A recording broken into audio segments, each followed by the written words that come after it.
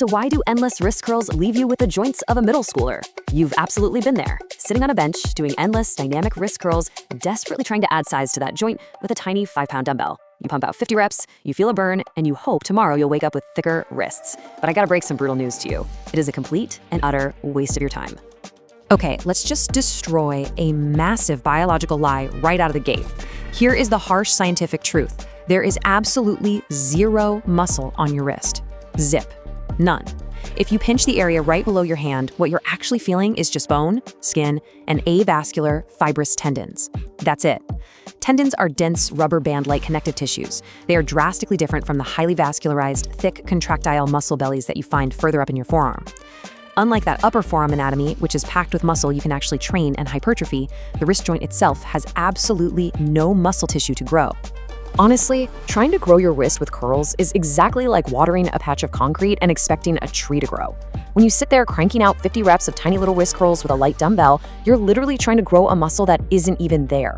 It's biologically absurd. You're basically trying to spot reduce or grow empty space. You just can't force muscle hypertrophy in an area completely devoid of muscle tissue. But wait a minute, if there's no muscle on the wrist, how in the world do professional arm wrestlers, auto mechanics, and rock climbers build those massive tree trunk wrists? And they do this without ever touching a 5-pound dumbbell for wrist curls. Are they just genetic freaks who won the biological lottery? Actually, no. They accidentally hacked their biology, and today, you're gonna learn how to do exactly that on purpose. All right, welcome to biology class. These athletes have hacked a fundamental biological principle called Wolff's Law. Basically, this is the scientific principle stating that bone will adapt to the loads under which it is placed. See, we kind of have this habit of thinking about our bones and tendons as dead, static sticks inside our bodies, like inert scaffolding, right? But they aren't. They are living, breathing tissues that heavily react to immense physical stress. When you subject them to extreme loads, they're literally forced to adapt and change their physical structure. So the crucial point is thinking about a rock climber's biological response to static tension. They aren't doing wrist curls.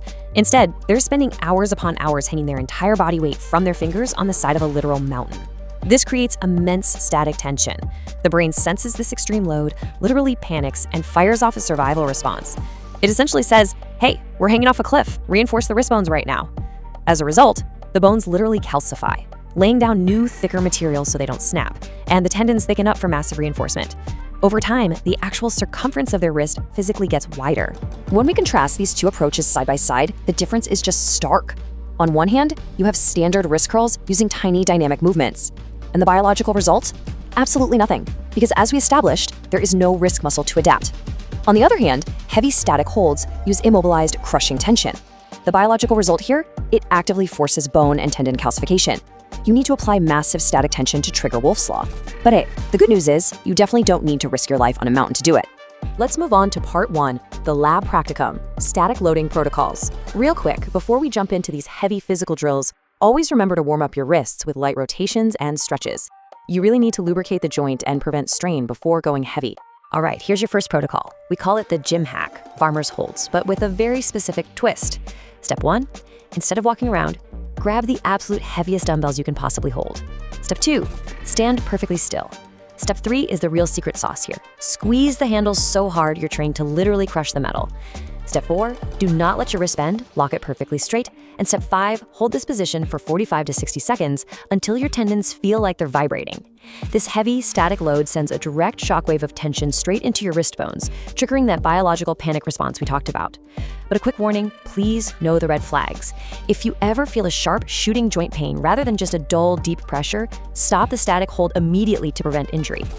Now, if you don't have access to heavy dumbbells, no worries, you can do this at home with the towel hang. Go find a pull-up bar, a sturdy tree branch, or even the top of a strong, secure door. Throw 2 thick bath towels over it. Grab the towels, 1 in each hand, and just hang. Because the towels are incredibly thick, your hands physically cannot close all the way. This thick grip forces your wrist tendons and the bones in your lower arm to take 100% of your body weight. You're gonna wanna do this for 3 sets of maximum time to failure. Transitioning to part 2, the visual illusion, the sleeve effect. Now, heavy static holds will definitely thicken the bone over time, but for faster visual results, we need to use an anatomical loophole. Remember earlier how I said there's zero muscle on the wrist itself? Well, that's completely true. But your forearm muscles attach to the bone via tendons that run directly across the wrist joint. The lower forearm is absolutely packed with tissue that sits right next door to the joint you want to visually enlarge.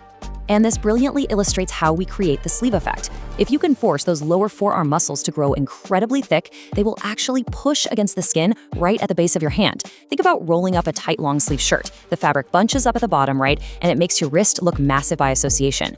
We're basically using muscle growth in the adjacent area to create a really powerful optical illusion that thickens the appearance of your entire wrist and lower arm. To pull this off, you'll want to add these 2 exercises to your routine twice a week: heavy reverse grip barbell curls and heavy hammer curls using a thick grip. And to ensure optimal bone density adaptation, you've got to keep a strict weekly schedule and keep a training log. Track your grip strength duration and definitely use a tape measure to track your wrist circumference monthly. If you combine this programming with the static holds we just went over, your wrist is finally going to start filling out that watch strap. Moving to part 3, the thermodynamic shield, fueling tissue growth. Listen, you can do towel hangs until your hands literally bleed, but if you ignore the laws of physics, your wrists will stay the exact same size forever. To add actual bone density and thicken those tendons, you must build new tissue. And you simply cannot build matter out of thin air. A calorie deficit forces your body straight into survival mode. When you burn more energy than you eat, your body is breaking things down, not building things up. It literally doesn't have the extra bricks, the calories and the protein required to thicken your bones or grow your arms. So what is the magic number to fix this? 200 to 300. The absolute most important factor for adding size to your wrists, or honestly any part of your body, is that you must be in a caloric surplus. You need a controlled surplus of 200 to 300 extra calories a day. You don't need to eat like a massive powerlifter and get super fat, but you absolutely must give your body the raw biological materials it needs so that when you apply that heavy static tension, your body literally has no choice but to lay down new thick armor around your wrists. So, I'm gonna leave you with this provocative question. Are you finally ready to ditch the useless 5-pound curls and actually apply the laws of biology to your training? Get into a controlled surplus, provide your body with those crucial raw materials, and start applying immense static tension with farmer's holds and towel hangs. Keeping in mind though, thickening your wrist is only half the battle. If your wrists get thicker but the rest of your arm between your elbow and hand looks like a wet noodle, your proportions are going to look completely ridiculous. You have to target the entire forearm to truly transform your arms.